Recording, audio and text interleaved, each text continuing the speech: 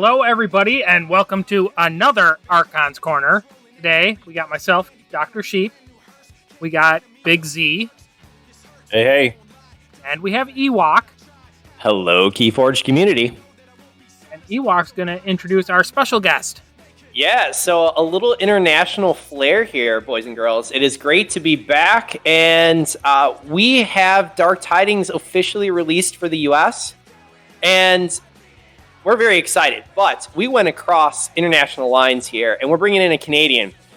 So without further ado, I want to go ahead and welcome our very own brother from Canada, JML. And JML had a really, really cool post that was posted on the AC forum. So if you're not part of that with our Discord, I highly recommend check it out. Very active group. And kind of one of those up-and-coming individuals in our scene. Definitely very active in our nightlies, whether that is Sunday or Tuesday for Chainbound, Thursday. And that's pretty crazy because he's got a little child, and we won't go into that. But we had a shout-out a couple weeks ago in regards to that. So as new Papa, he's very, very active. But entering the Keyforge community, he's really brought a lot to the community already. You're going to hear a little bit about some stats that we saw for Dark Tidings, kind of with the release. And that's our main focus. But I will also plug, while I can, he's putting together a little short podcast for kind of new to Keyforge type players. So things that every new Keyforge player should know about, should encounter, just things to think about. Which is a little bit different from our podcast, which is a little more just kind of talking, a little more structured. But definitely check that out. He's super busy, but again, putting this together. It will be coming in the future, so keep an eye out for that podcast in the future. But I'm super excited. Without further ado, let's welcome Mr. JML. So Jonathan, welcome to AC.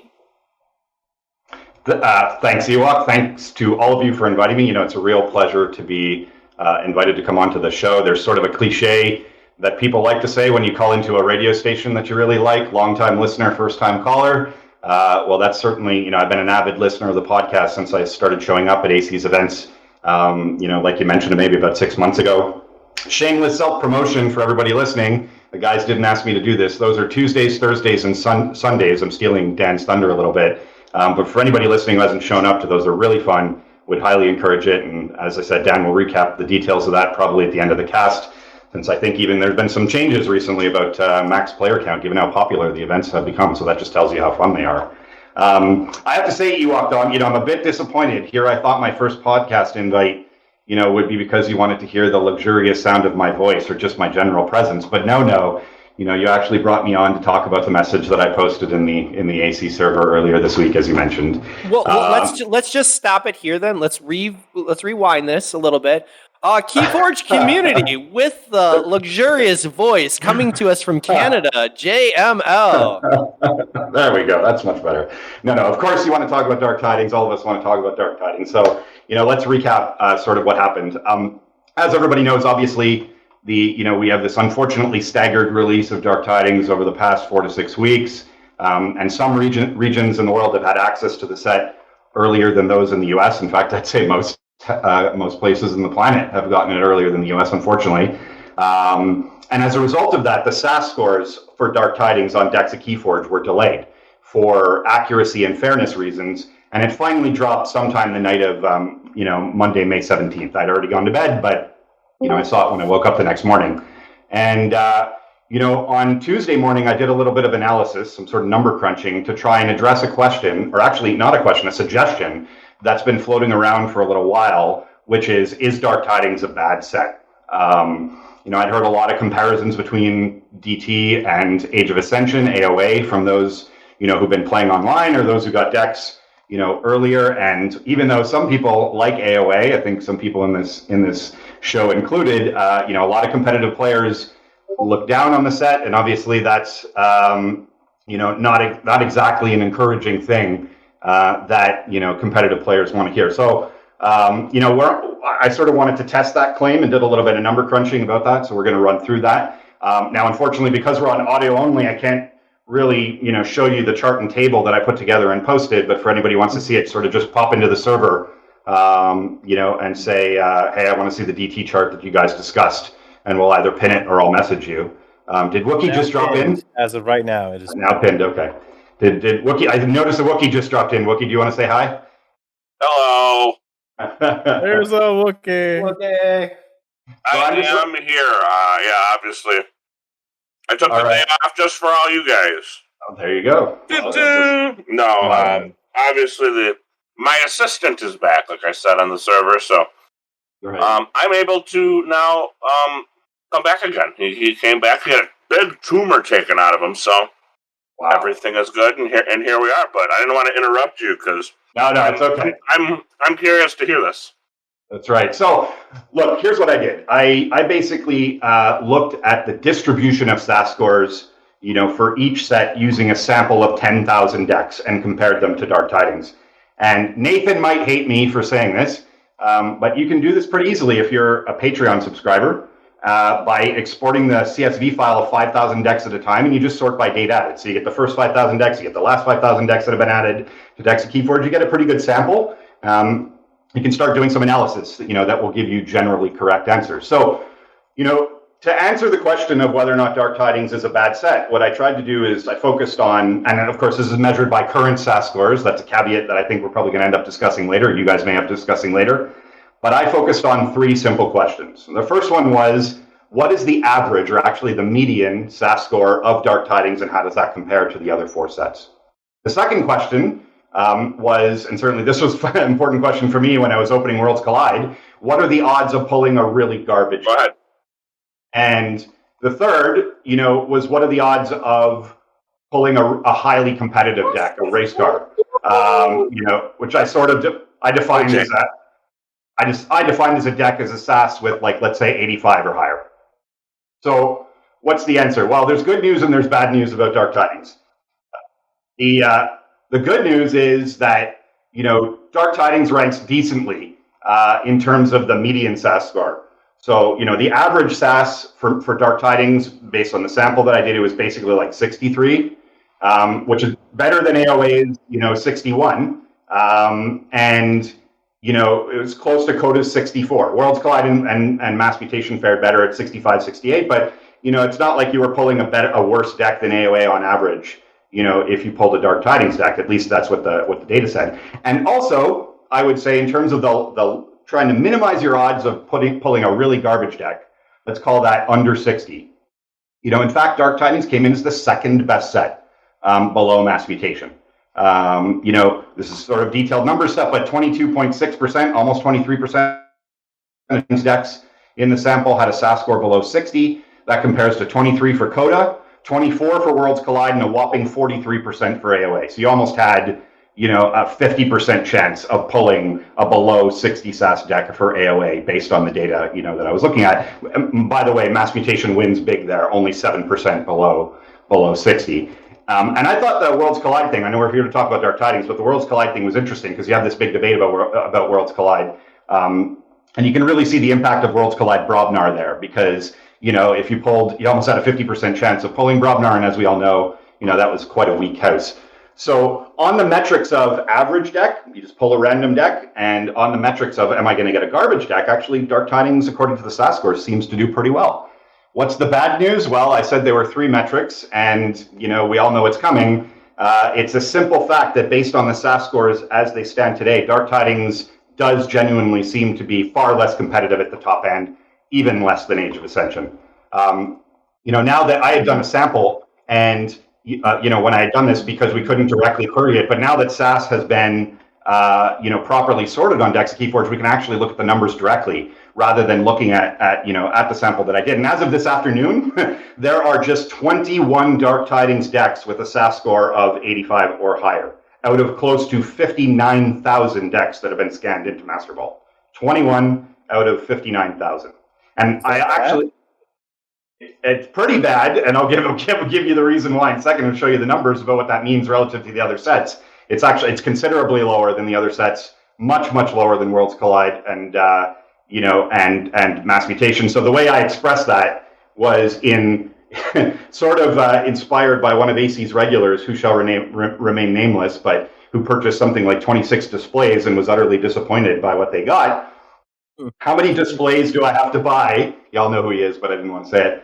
how many displays do I have to buy in order to expect that I'm going to get an 85 SAS deck or better? And so the answer is 42 for Coda. I have to buy 42 displays, 133 for Age of Ascension, 12 for Worlds Collide, and 13 for Mass Mutation. And what's the answer for Dark Tidings? 232. So that's pretty terrible. And I would also, just to cycle back to the SAS scores of those decks that are ranked really highly right now on decks of Keyforge, the top 2 decks that are listed right now have double punctuated equilibrium, which means that they're getting something like 5 to 7 SAS points just from the efficiency bonus alone. So this was to get an 85, right? Above an 85? Yeah, exactly. So the average cost of an 85 SAS Dark Tidings deck, guys, it should be $21,000.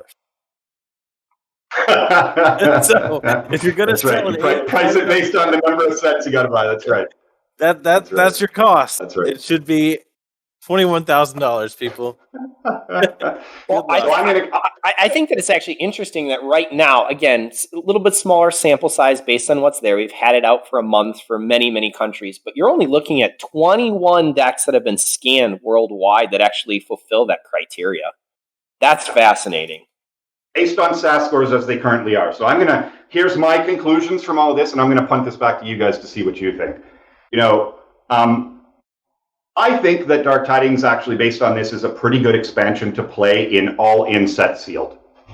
And the reason for that is because, as I said, on average, there's this big distribution that's basically right in the middle based on SAS scores. And I would also say that it's probably one of the best sets, if not the best set, in terms of limiting the power differential between 2 randomly selected decks. Meaning that, for example, Dark Tidings starter kits for new players, maybe that stands a good chance of generating an enjoyable player experience. Maybe that means that, DT has some chance of drawing in new players, broadening the player base. COVID restrictions all done in a couple of months. People are eager for social interaction. Maybe Dark Tidings has some draw potential. My personal belief, and also, by the way, unless, but the conclusion is, even though those are the positives, that unless you're going to get some significant upward revisions to SAS, or we start figuring out the combos in the deck, and that it turns out they are increases to SAS since this weekend. I don't know since you pulled your most recent data, but it is being updated literally every day. Right. So based on that, my personal belief, or maybe it's just a hope, is that Dark Tidings will probably settle somewhere closer to Coda in terms of the frequency of the higher end stuff, or maybe between AOA and Coda. It certainly seems that Dark Tidings seems to be comparatively low arc, high synergy set, meaning that it might take some time to flesh out that combo potential, but it is sad. I hate to end on a negative note, at least for me. Worlds Collide and Mass Mutation do seem like they're still the champions in terms of sheer potential to generate beasts. And I have to say, it's a wet blanket for those of us in the competitive scene, at least for me, given that we all had to wait basically a year for this set to release. So I'm hopeful, but it's almost still a year for us now. Yep. It's disappointing.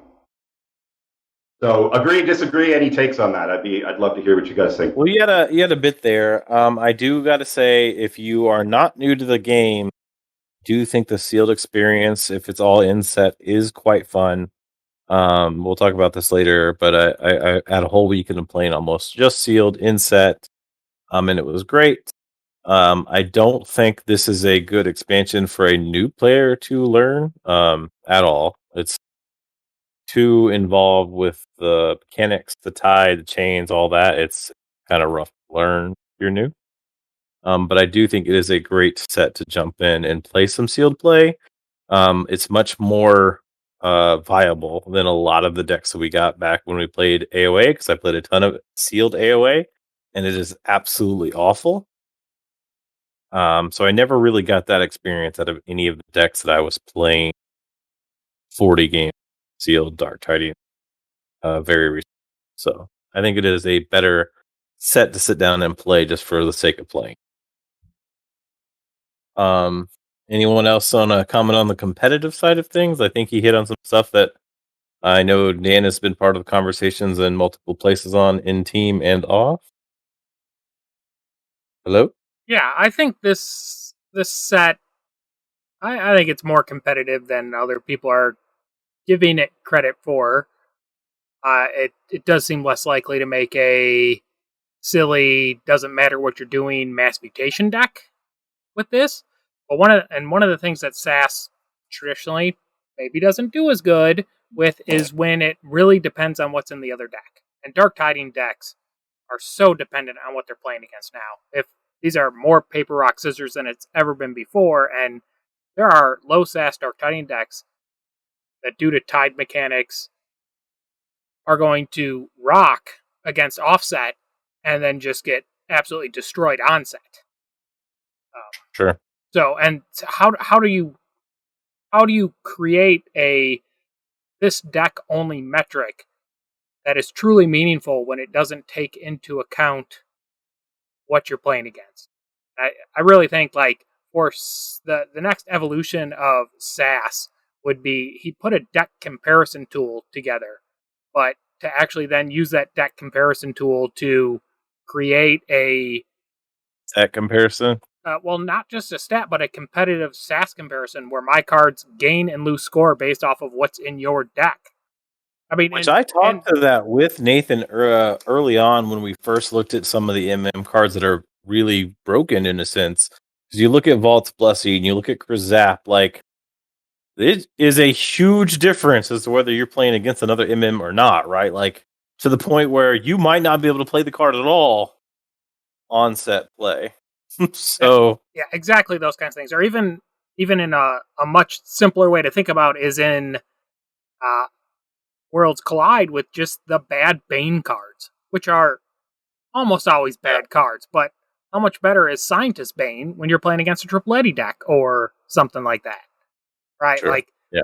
that, I mean, just as a very simple thought experiment there, like, that card is bad until it's played against the right deck. So in a deck comparison thing, it would be like, well, now this card isn't just worth its Amber Pip. Now it's actually expected to do creature control and do things. And yeah, the same things, the Vault Blessings, all these new creature control cards that exist in this set that are heavily based on what exists in set, right? Like, well, even like some cards that are specifically good against some sets and not others because of the set, like Axiom of Grisk is fantastic against Coda and AOA, but kind of average against Worlds Collide and total crap against most MM.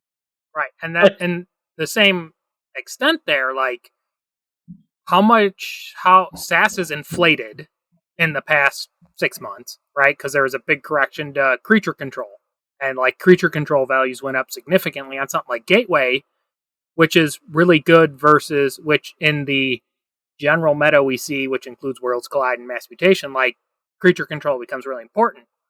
But that now 85 deck, because of its creature control, is really bad against Coda where you don't need it. And it's only the equivalent of a 75 deck because most of the creature control cards are just discard or chains or whatever. So that when we say it's rock, paper, scissors or matchup dependent, like, that is something SAS can't equate for it this time. And I think Dark Tidings is a set that is even more matchup dependent than anything has been for it. I will definitely. Go ahead. Sorry, go ahead. No, I was going to ask. So, this is my last question, and I'm just curious about your answers. And I think I know what the answer is going to be. I think the answer is probably going to be too soon to tell. So there's your out if you're not sure yet. But a couple podcasts ago, Dan, you were talking about the proportion of decks that were used in KFPL or just online tournament play more generally, and about how, for example, the number of Coda decks that showed up was not insignificant, but if you scale that relative to the number of Coda decks that are registered, it was much lower, for example, than Mass Mutation. What's your gut feeling about, 6 months from now when we're seeing, in-store play, possibly Vault Tours, hopefully maybe at some point, how frequent do you think people are going to be showing up with Dark Tidings decks? What's your gut feeling about that? In play below Vault Tour level, often.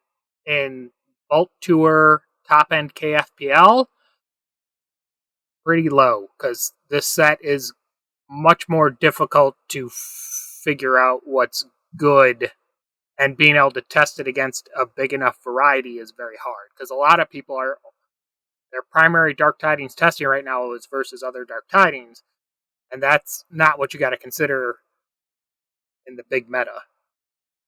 I think it's going to be pretty low. It's going to be AOA level of play percentage. So didn't we see in a lot of Vault tours, and I know there's only AOA and Coda at the time, but we still saw a good majority of AOA coming out during that time, did we not?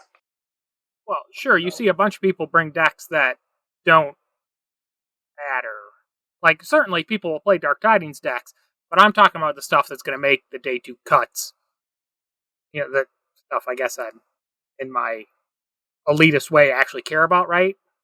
I don't think, as of right now, unless opportunities to play change significantly, like in those early Vault Tour level things after our isolation ends here, I don't think the Dark Tidings stuff's going to show up. But that's totally a personal opinion and has no factual basis. Yeah, I'm going to bounce in for a second. First piece, I want to have a huge shout out to Nathan again, doing this all basically with minimal upkeep, except for those who are going ahead and be Patreon members. So I appreciate you more than I can say, and there's a lot of time that goes into this. This is one stat. I would love to see combo like decks that go ahead and hammer home certain archetypes. That would be really cool to be able to compare. And this is a paper, rock, scissors match that we're starting to see. And Sheep, when you and I played in person with just Dark Tidings, you could see that deck that actually had, I think, stood a high chance against some decks. But if you end up and you keep bringing paper and someone keeps bringing your scissors, you're going to have issues. I think in the tournament scene as a whole, I don't see Dark Tidings as being able to be competitive. And I will take that stance. I'm hoping that it's going to change as we go through. I think it is an absolute blast to play. I think be careful with that stance. It's gotten me into a lot of hot water. But I'm going to go ahead. And from what I have seen from it being played, I think I'm going to come out and actually say I think that it is an AOA piece. You saw Coda with just absolute kind of amazing criteria, card, just value. And then AOA was a very, very different type of game. And so you saw that right after. I think MM, with all of the enhancements, offered so much. And you're going to see some actually amazing decks that are still MM. This seems to be coming right after it. And I'm doing that comparison. So this seems to be, with Dark Tidings, very, very related to that. I think some of the decks are fun. I think there's a lot of great decks that are out there that, frankly, SAS is not highly valuing right now. And that we have to be aware of. So for those thrifty friends, go and look, because there are some decks that are absolutely amazing that are not showing up as these top SAS scores. And I think that just shows how difficult it is to be able to evaluate. Top end, yeah, you're going to see a couple decks. But I don't see the tools in Dark Tidings that I think can stand up in a competitive level. That's what I've witnessed so far. And so I'll take that stance right away. So any emails, send them to WOOKIE. He'll be receiving all those emails and compliments to me. All right, so I don't know when it'll come back or what it'll look like, but I'll be more optimistic than these my fellow cast members here. I think at some point in time, a Dark Tidings deck will win a Premier event.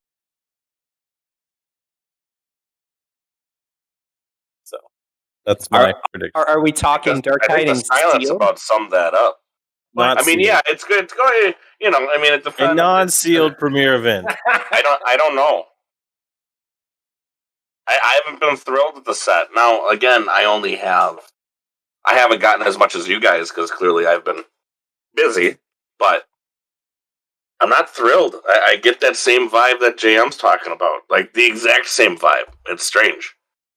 I'm going to tell you, I absolutely love playing this. I think that there is a lot of combo potential. So if you're a combo player, get into this. This will make you think, and you can play some really wonky things that aren't. But here's the thing: like, there's combo potential, but there's got to be like game-winning combo potential. There is. Yes, there is. Yeah, but how many cards does it require for a lot of these? I mean, Not as many as you're thinking. Okay. Yeah, I have already OTK'd somebody in this set against a Coda deck. It is there. Well, I'm going to go outside the line here and say I think that I've really seen Coda take a big hit as we continue to go on. Yeah. I think the complexity. Well, and correct. honestly, The complexity Coda should be of it. taking a hit, right? Like, the further we get away from a set, the further relevance a set should have. I mean, that's the only way, and the reason I say this is that's the only way this game is going to make money and continue, is to continue to get people to buy things, right? And the only way we're going to get people to buy stuff is if the next set has potential to beat the last set. You are right? strictly on the competitive play approach, which has never been an FFG sales tactic. I think when you look at the data JM has presented, it shows that they are continuing to succeed in their goal of set design, which is to have a very even play field across the majority of decks opened. They don't want us 85 SAS plus people chasers. That's not what these things are made for, because that does not create a good play experience for The whole. what they consider their average player. Now, I'm chasing high SAS decks because I want that. I want to see what the high-end stuff is. But that's an it is what it is situation. However, I mean the model of this stuff's better than this stuff is tried, true, and proven. But Magic has never done that. Their stuff is not better. That's not true at all. They add they rotate out. They add new play experience, and that is what this set is doing, whether we like it or not. That is the better approach than having a constant power creep. Because if you go with a game with constant power creep, not only do you make the old stuff less valued, which is acceptable, but at some point you end up at a game that doesn't work anymore. I'm gonna bounce in real quick. I know, JM, you got to head out, so please know. Thank you for this post. Thank you for getting us to think critically. We've waited almost a year, or just shy of a year, or a year, depending on where you're at. We're excited to be able to dig into this set, and this is thought provoking, and that's exactly what we need. So thank you for taking time to join us today. I just wanted to say that. Thanks, Ewok. Thanks to all of you. I really look forward to listening to the rest of the show later this week. And if you disagreed with me secretly and didn't want to say it on air while I was here, and you got your chance to say it afterwards. I'll talk to you guys soon. Take care. All right, we'll talk to you again soon. All right, so bouncing back, I think that both Wookiee and Sheep going back and forth, I think there's different components that it's interesting how FFG has shaped this game and the impact that we're seeing at this point. I can see it going either way. So let's hash this out a little bit further. I want to hear both your perspectives. Well, my perspective is just how I think they design and plan for the game, which does not take into account high-end competitive teams very well. I think if anything, they're going to continue to try to eliminate those super high variances. Although, from original design of this game, that's the part that Richard Garfield wanted to put in it, was that crazy stuff can happen. So, it will never be totally gone. I guess it really determines, for me, if I sit here and look at it, it determines what FFG wants to do with this game. Right? Do they want it to be more of, like, they seem to be trending towards that co-op experience as opposed to a PvP experience. I don't think I'm crazy in saying that, and you guys can stop me now if that's what you think I'm. I don't side with Dan for one reason, because there were legit things that we know they changed in their own algorithm from print 1 to print 2 inside Dakota. It's the only set that had 2 prints. It wasn't just flaws in the algorithm that were changed, which they admitted that to some extent. And if you take like 20 of the best decks in the world that I personally know of that exist, 18 of those decks were print 1, and only 2 of them were print beyond 1. So I think I'm with Dan on this. They do want the field more or less normalized-ish. But here's the problem with that, though. Yes. Here's the problem when we talk about normalizing what the field looks like.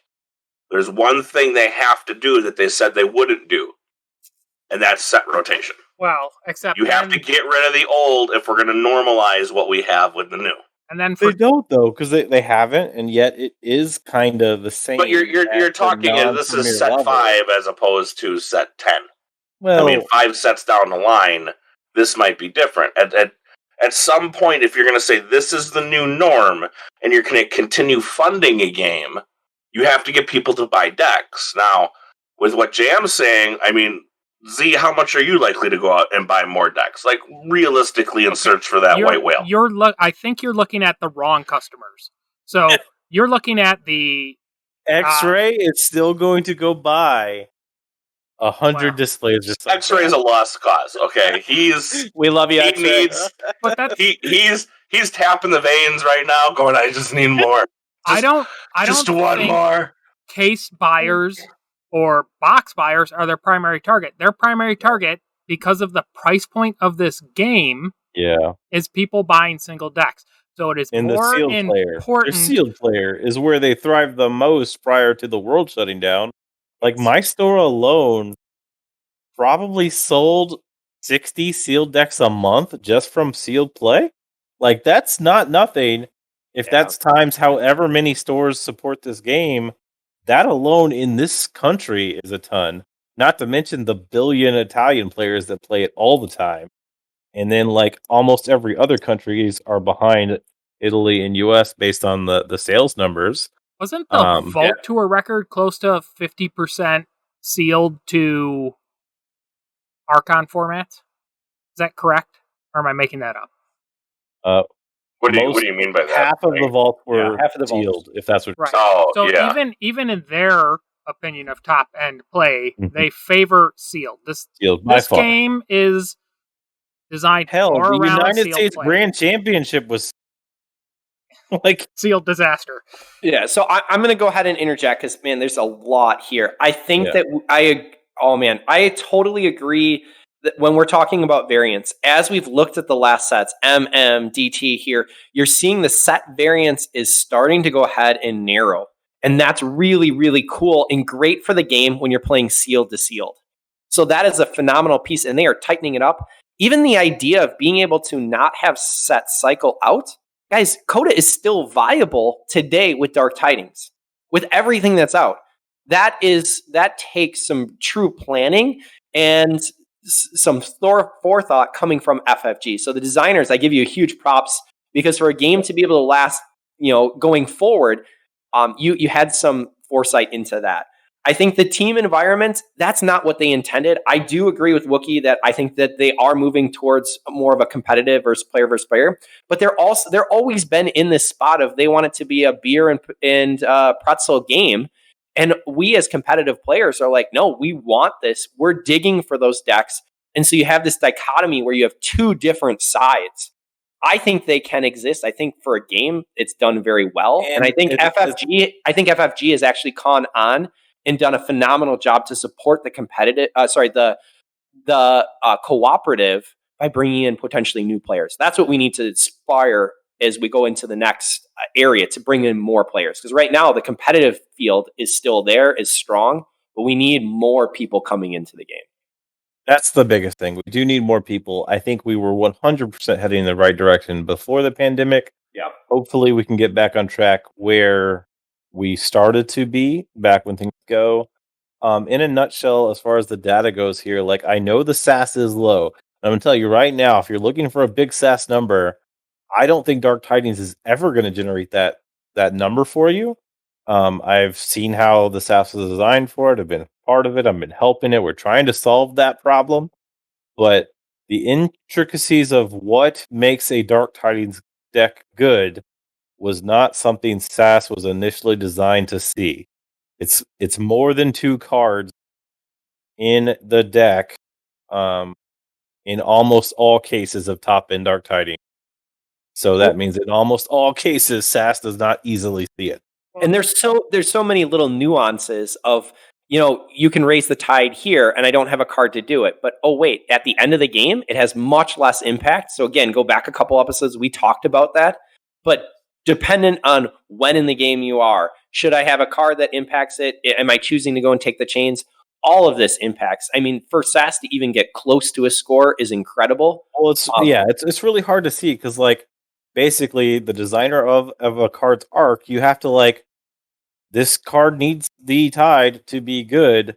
Do you have to make the assumption you are going to call the tide manually with chains to use this effect? I think by design it was decided yes, that has to be taken into effect.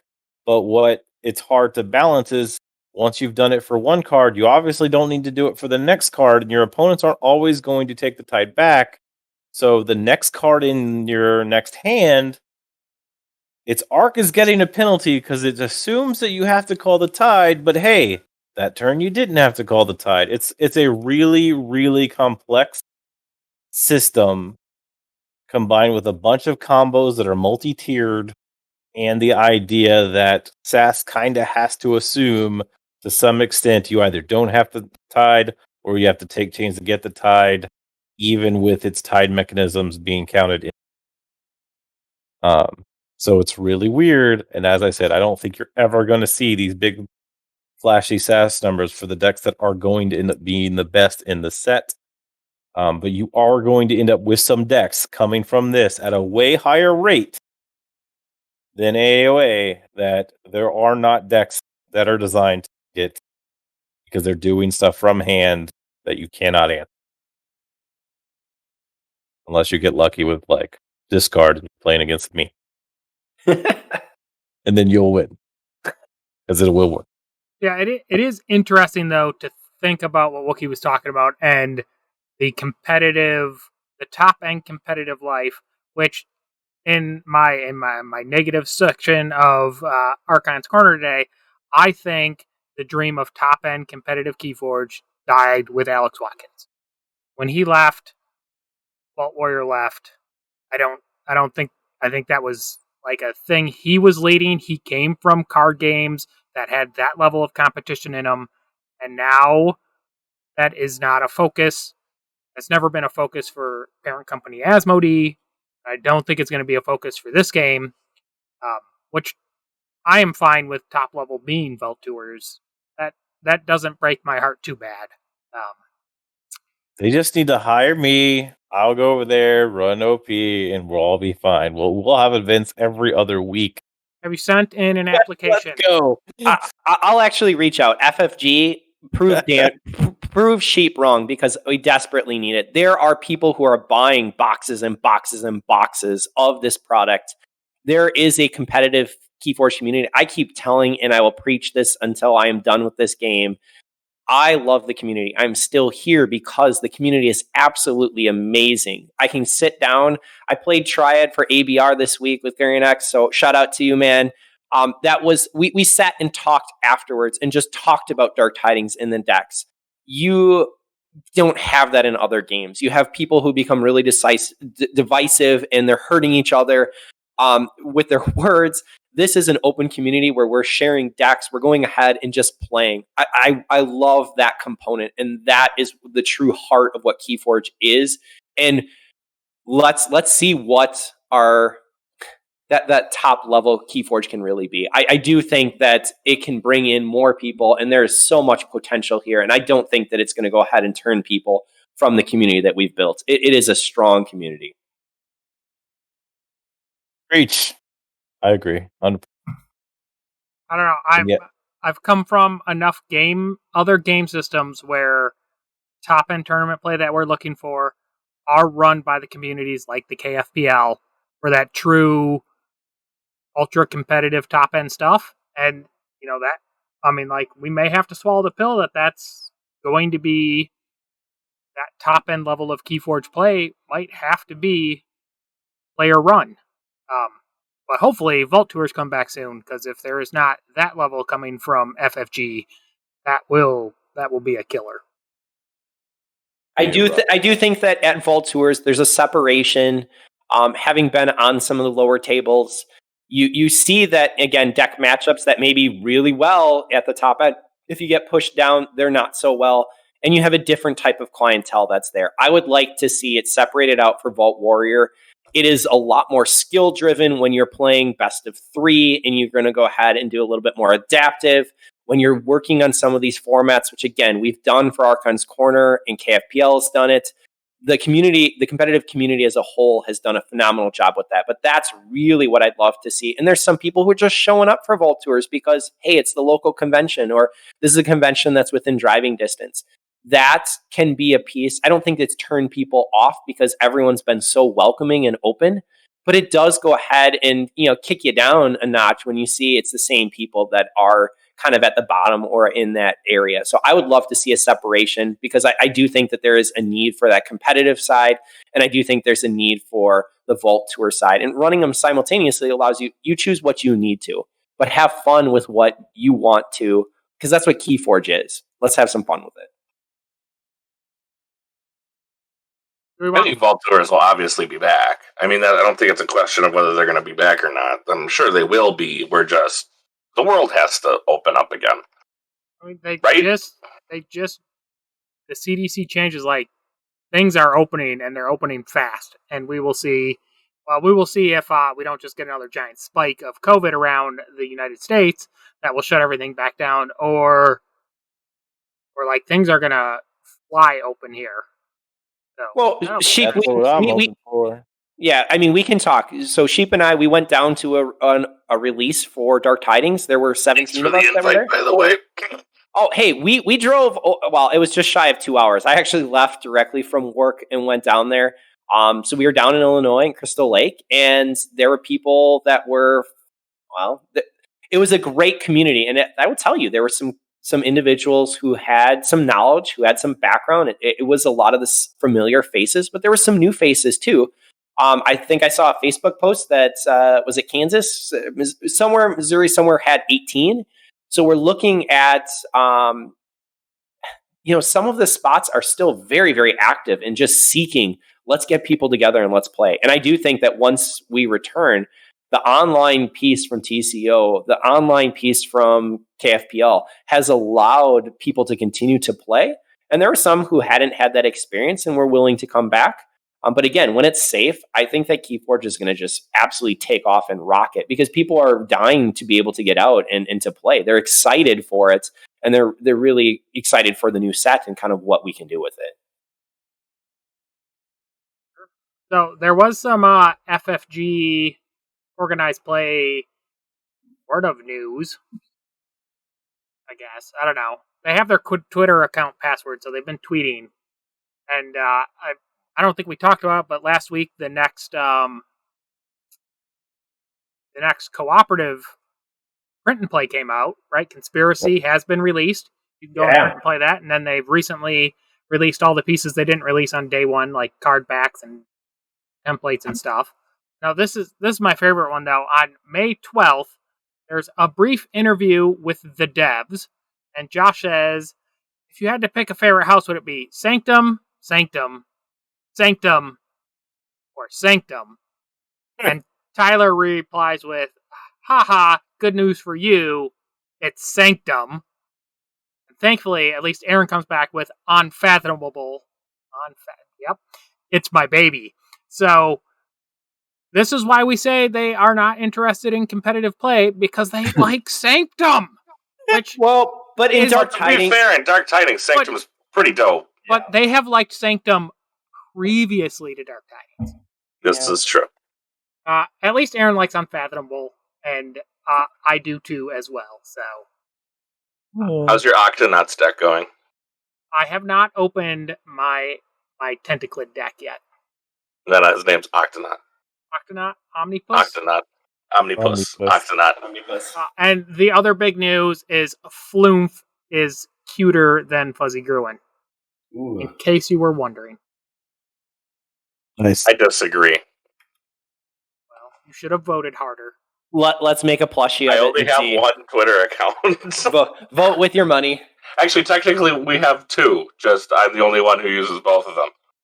Okay, so here's the real question for you guys. Now that we've had JM on, to compete with Help from Future Self, who felt the need to come and take one of our local Americans, who they've stolen Sydney Steele from us, right? who was down there playing with us at our Chicago release event. We're about to kidnap a Canadian? So, like, do we have to take a Canadian in so we can? I said we take Rick.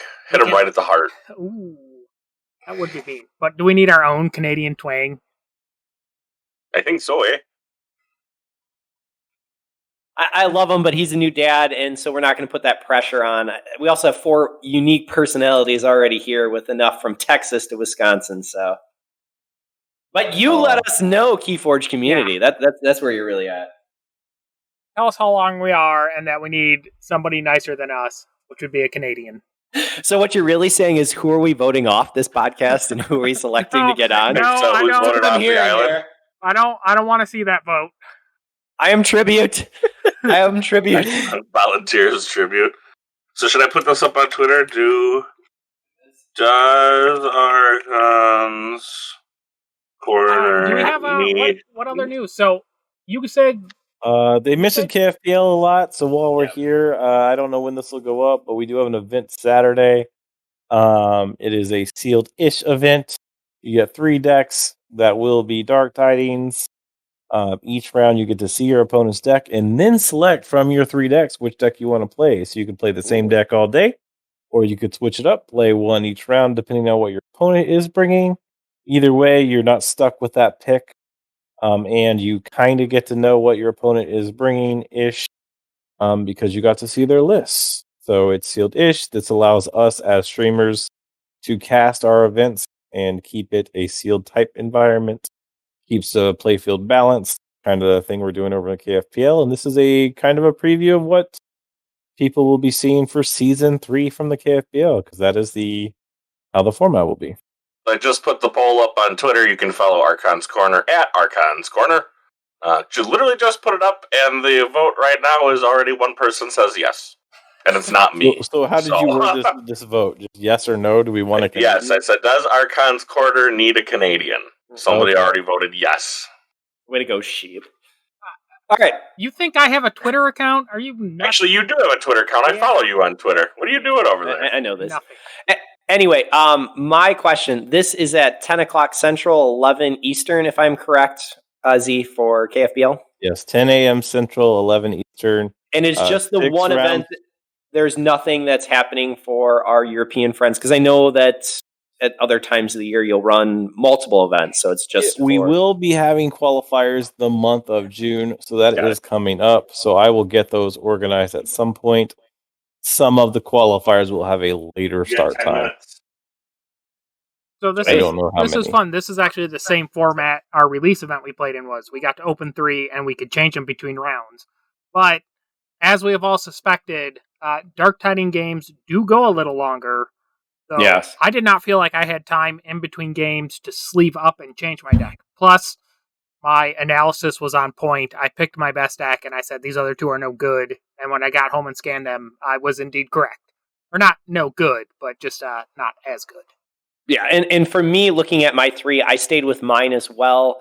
I did pick the best deck. It was a 64 SAS, and then I had a 63 SAS, and then I had something else that was much lower. It was, a tough choice between the 2. I made a choice with what I thought would be present, and I'll tell you, in Sealed, I went with, it had 4 board clears, but I also paid for that because I only had 13 creatures. In the matchup, I found out that 2 of those board clears were not really the board clears that I'm used to and would expect, and so they were no good. The other 2 that came from Star Alliance, Grand Alliance Council, absolutely amazing. I enjoyed that. And it worked really well until it was purged. Both of them were purged. That really, really hurt. But I think there's some unique choices. Your impact on how many cards go ahead and raise the tide, what you have for a board presence, what you don't, and how quick some of those houses can absolutely generate Amber very, very, very fast. So, Tamed and Sanctum push Amber real fast. Both of them. Yeah. My deck, I was playing a deck called Flame Glass Key Warmonger, if you dare try to look it up, which is currently rated at 71. But it had the Officer Triska with a Unity or Discord, and more than one game, that made a lot of space dollars. It does. You get to return, you play 2 creatures down next to Triska, they both reap, you put them back in your hand, they come back down and they both reap.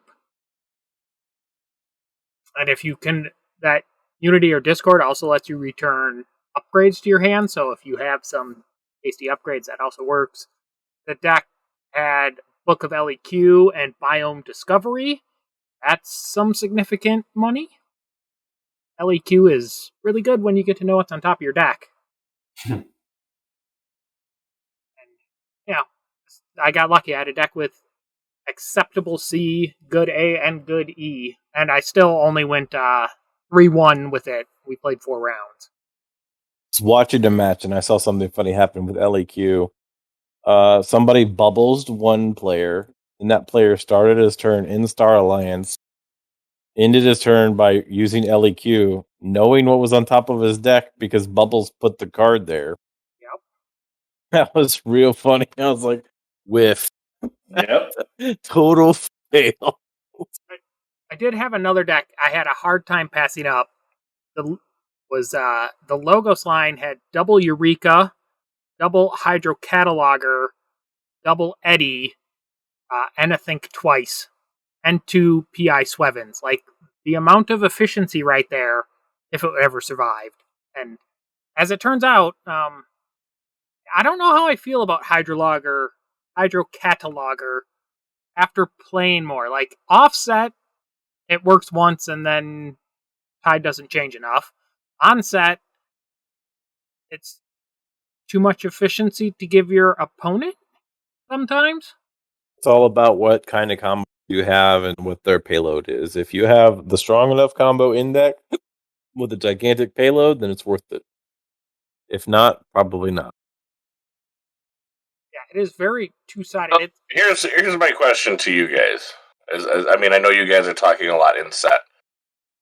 Has anybody attempted offset, or is that something where I know somebody's attempted it, but I've tested some decks that absolutely wrecked a lot of decks offset that I was playing. Yeah, Mecha Buoy and that one out of Star Alliance that adjusts key costs offset are devastating. Much cards. better. Yep. Static Collection Array. Yes, thank you. Yeah, offset, those cards do a ton of work. My deck I got to play also featured a Chronophage, which I land next to a Shoulder Id, which is brutal. Can be very, very brutal, and it has enough targeted C to keep them from being able to do anything. That can be very good. Chronophage, definitely a card you got to watch out for. Static Shoulder Id is surprisingly good in this set because of Static Charge and Infighting. Those are some pretty interesting mechanisms. So if you haven't seen Static Charge and Shoulder Id, go look up the 2 cards and be amazed. Does the Static Charge cause Shoulder Id to do the damage? Yes. So I was being made fun of here on our Discord because I may have played Infighting against my opponent's Shoulder Id, not fully thinking out the interaction. Yes. Infighting can make your own Shoulder Id steal. Playing Static Charge on your own Shoulder Id can be steal 1 every time you start your turn, guys. Pretty damn funny and actually quite good. So yeah, be on the lookout. Because know the combos in your own deck, right, Ewok? There are combos that I need to look for. Combos. There are no combos. Static Charge was definitely a combo that we looked at and kind of went, we're going to have to play this to see if it works. And I have found it to be pretty effective card overall. Yeah, it's effective creature control. Obviously has a niche bonkers ability with your own Shoulder Id. For sure as heck, do not put it on an opposing Shoulder Id. But yeah, real good card. All right, fellas. Oh, go ahead. I was going to say, I've got more use out of Hobnobber than I expected as well. The good one. Yes. I have not opened an Evil Twin deck, so I have not Evil Twinned anything. I actually, on my third box, the last deck I pulled was an Evil Twin. It was not good, but it was something. I have 13 decks open so far. I've pulled no Evil Twin. So yeah, that's a good thing. I'm right there with I've you. got- I have 13 decks opened and no Evil Twins. I have 12 decks open, no Evil Twins. I got to see a lot of decks played. I played about 40 games of Sealed over the weekend. There was a California release event that I was invited to. Got to play lots of Keyforge against tons of top end players. It was phenomenal. I enjoyed playing it very much. We got to see a lot of fun decks. I think there were definitely some decks open in the room that could definitely punch out some good decks. Not sure exactly how many they would be competitive with, but I think we did see some pretty nasty stuff. So I am excited to see the decks continue to be posted. Am I expecting their sasses to be bonkers? No, but I am going to. I am looking forward to seeing some decks take out some of the best decks in the world. And people being somewhat frustrated when they look at the sass. Like, my deck's 20 sass above this deck. But you got wrecked, fool. So, do we think I'm sure, as again, we all know that like the first 2 to 3 months of SAS is shaky at best when it comes to a new set. More so in this one. I think like the last time there's been this much difficulties with SAS is Saurian Worlds Collide, because like a lot of people do know this, but a lot of people don't. Like, Saurian Worlds Collide SAS changed literally more than any other house in any other set to date. And the changes that are going to go back and forth in Dark Tidings as a whole, I'm expecting to be close to that level. Yeah, I was just saying, I expect very complex here in the next 2 months, a shift up. I don't think it's all of a sudden going to be a ton of 85s, but you see a 5 to 10%. Yeah. Increase possibly. I expect it to gain, but I think you're going to see 90s decks. I think the way the set was designed and the way that SAS looks at scores, I would expect to see almost no 90s, if any. Like, I don't know. I mean, it can technically happen because it's an algorithm that makes these decks. I think so you there could get is a whole actually bunch already a 90. Is there a 90 now? Last time I checked, there wasn't. But it just the way it's designed, like, it's not likely to happen unless you're getting a bunch of like set 4 cards and below, right? It's hard to generate scores like that currently with a bunch of new set. Well, interestingly, I just searched Dark Tidings, and it says there is a 99. Interesting. Which is the double punctuated equilibrium. Well, that's like what, 15 with just those 2 cards. And then from there, it drops to 89. Yes. Yeah, I mean, Punk, the 2 cards together, Punk, it's 10.6 of that. There's 3 Shieldreds, that's 6. Those are all set prior. Triple Ransack, previous set. Mug, previous set. Like, this has a lot of previous set cards. Although it does have some of the newer stuff. Groundbreaking discoveries in there too. Groundbreaking. That is a fairly well sassed card. Like that, I'm saying as in it. That combo of cards gives a good number. Yes. Because it's a great card. It's one of the best logos sets. It's the best special thing that I have seen, and I am throwing Time Traveler in there. I do think the Groundbreaking Discovery set specialized connective cards is actually better than Time Traveler one. Oh, watch yourself. And I know how much people love Time Traveler. Will it create as busted stuff? My answer is possibly. We'll talk in a few months. But for what it does in the average deck that it is in, it does more than the average deck that Time Traveler. Because decks without LA, Time Traveler is kind of just there. It's a nice boost those turns. With LA, it's different. But I think that's most of what I got. Anything else from you guys? I think we hit all the points I wanted to talk about. Yeah, we're good this week. So sorry All right. we missed you guys last week, but people were on vacation or doing real work, and Ewok and I said, nah. So we got this one, and we should be back next week. Woo-hoo.